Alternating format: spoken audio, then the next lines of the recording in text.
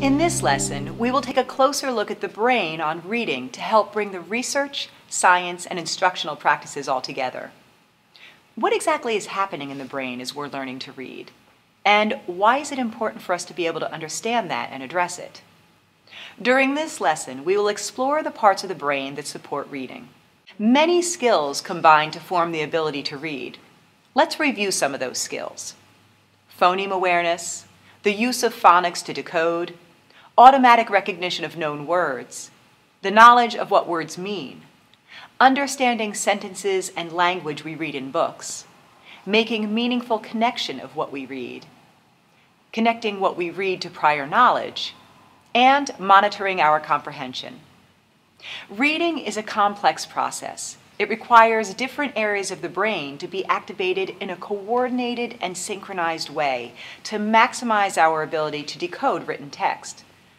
As educators, knowing the skills students need to learn to be successful readers helps us know what to teach. Let's explore how our brain works to connect all of these pieces for the developing reader. The frontal lobe is located at the front of the brain. This lobe has a left and right half. The left half is language related and is responsible for speech production, reading fluency, grammatical usage, and comprehension of grammar. Children with grammatical comprehension problems may also have difficulty with prefixes, suffixes, and complex grammatical sentences. The occipital lobe is located at the back of the skull and is the smallest of the four lobes. The occipital lobe allows us to receive visual stimuli from our eyes, process the information, and then send that information to the frontal lobe. The frontal lobe then formulates a response.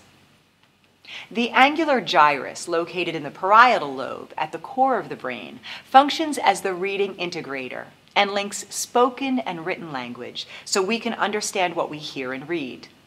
It functions as the hub that converts visual input into audio output. If this part of the brain is not well developed, a child may not be able to relate the letters C-A-T to the word cat, even if they have used that word many times. The temporal lobe, located toward the lower back of the brain, is where decoding and discriminating sounds, verbal memory, and phonological awareness take place and support the production of speech. Children who have problems differentiating speech sounds at the phonemic level will struggle with phonological awareness and with decoding words.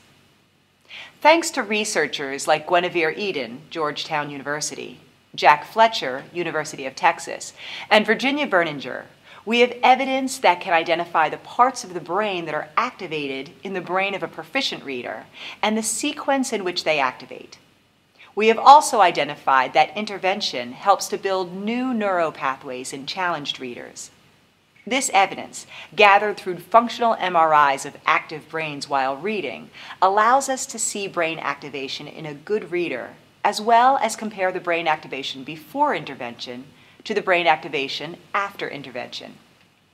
As you can see, prior to intervention, there is more brain activity in the right hemisphere, and after direct, explicit instruction of the necessary phonological and decoding skills during intervention, there is an increase in activation in the left hemisphere. This particular example resulted in improved reading fluency. So, is reading a natural skill?